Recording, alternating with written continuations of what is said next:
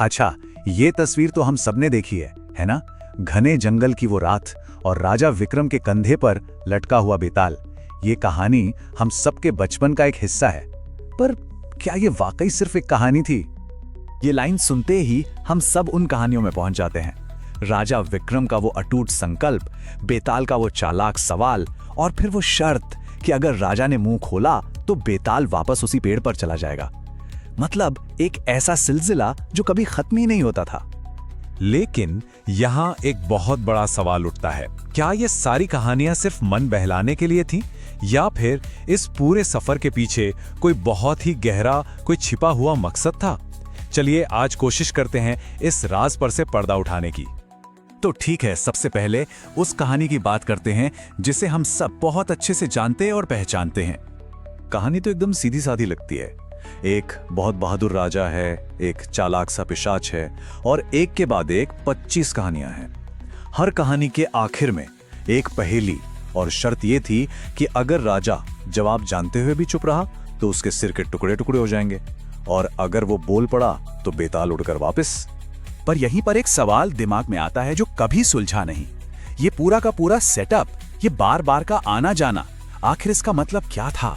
ये सब हो क्यों रहा था? जरा एक पल के लिए सोचिए, क्या हो अगर ये सिर्फ कहानियां हो ही ना, बल्कि ये एक परीक्षा हो, एक बहुत ही कठिन इम्तिहान जो शायद एक होने वाले सम्राट के लिए ही बनाया गया था। अब इस बात को समझने के लिए हमें बेताल को एक बिल्कुल नई नजर से देखना होगा। क्या वो सच में सिर्फ एक पिशाच था या फिर कुछ और? और यहीं पर हमारी पूरी सोच पलट जाती है।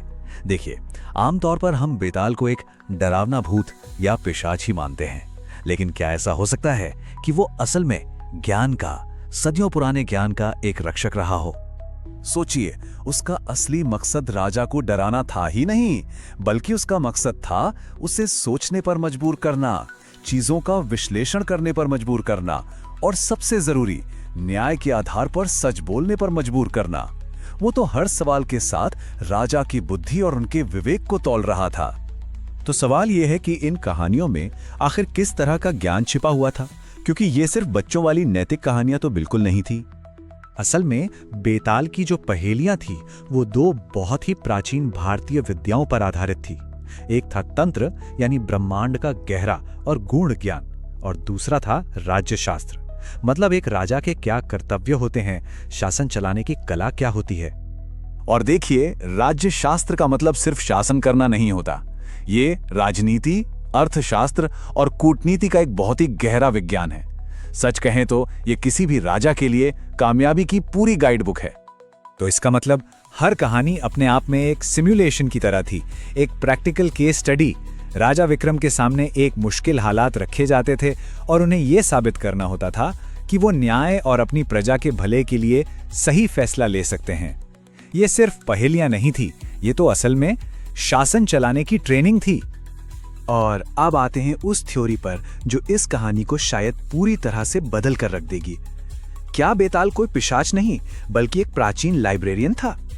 ज्ञान का रक्षक, राजा की परीक्षा लेने वाला, ये सारे सुराग हमें एक ही सवाल पर लाकर खड़ा कर देते हैं, आखिर ये बेताल था कौन? और यही है वो क्रांतिकारी विचार।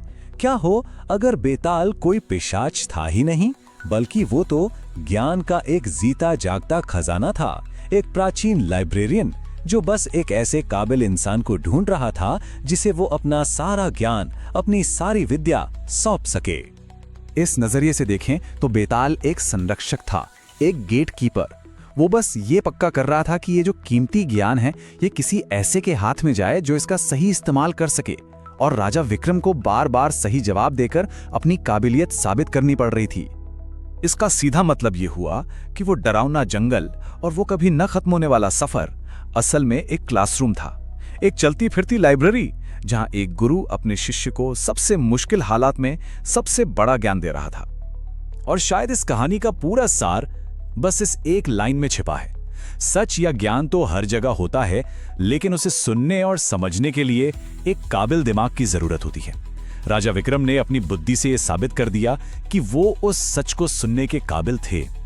तो अगली बार जब कोई पुरानी जानी पहचानी कहानी सुनने को मिले तो शायद उसे एक अलग नजर से देखने की कोशिश करनी चाहिए और ये पूछना चाहिए कि इस कहानी के पीछे की असली कहानी क्या है। सोचने के लिए काफी दिलचस्प सवाल है, नहीं?